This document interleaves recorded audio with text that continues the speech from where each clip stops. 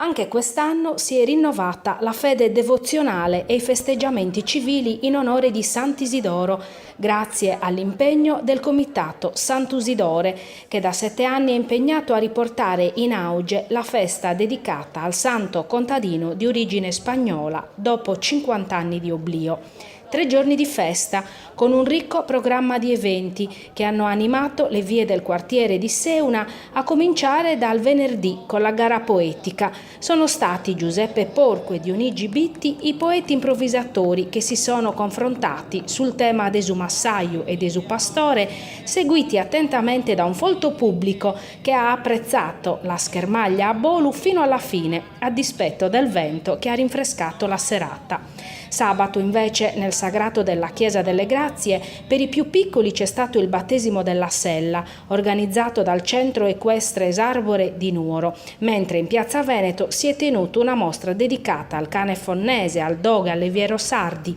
Di sera, nella piazzetta dedicata al defunto maestro Tonino Puddu, balli e cibo per tutti, accompagnati dall'ospitalità dei membri del comitato che hanno accolto la gente col sorriso sulle labbra e col consueto calore d'Esu Bichinau di Seuna.